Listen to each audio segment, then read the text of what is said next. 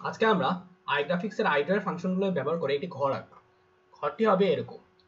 আমরা ঘরটি আঁকার মূল উদ্দেশ্য হচ্ছে একটি ফ্রেমের কোঅর্ডিনেটগুলো বোঝার জন্য। এখানে আমরা যদি এখানে 0 0 কোঅর্ডিনেট ধরি তাহলে ঘরের বাকি কোঅর্ডিনেটগুলো দেওয়া আছে।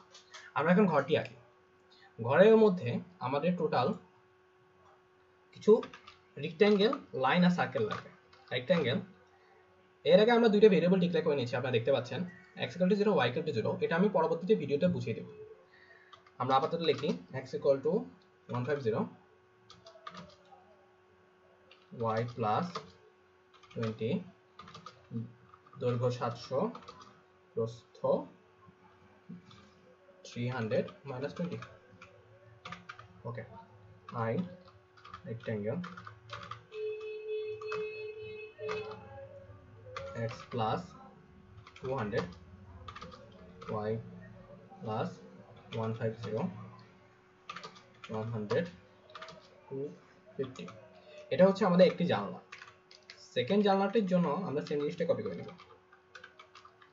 জাস্ট এখানে কোঅর্ডিনেটটা জাস্ট চেঞ্জ হবে। কোঅর্ডিনেট হবে এখানে 700। এবার আমাদের দরজার জন্য সেম। দরজাটা দেখে নিই। দরজার xy কোঅর্ডিনেট 450 আর 30, আর dx 100, dy মান 200। সো আমরা dy মানটা চেঞ্জ করি 200, এখানে হবে 30 আর এখানে হবে 450। ওকে, আমার ঘরের জানলা, দরজা আর ঘরটা হয়ে গেল। এখন আমরা সার্কেলটা আঁকি। সার্কেলের আমরা কেন্দ্রবিন্দু হচ্ছে 50 আর 400, আর রেডিয়াস হচ্ছে 50। তো আমরা তিনটা প্যারামিটার x + 500 y + 400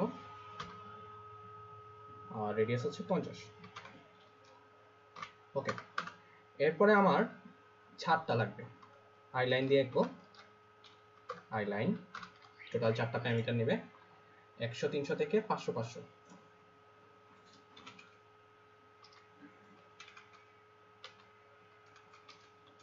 এখন আমি সবগুলোর সাথে x আর y যোগ করে দেব। x + y + x + y +। I লাইনটা কপি করে নিই, তিনটা আই লাইন।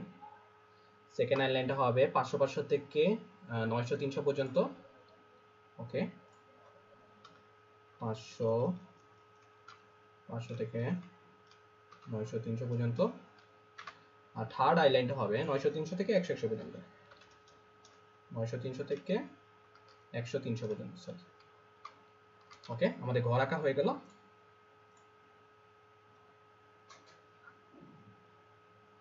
ওয়ালা, আমাদের ঘরটা হয়ে গেল।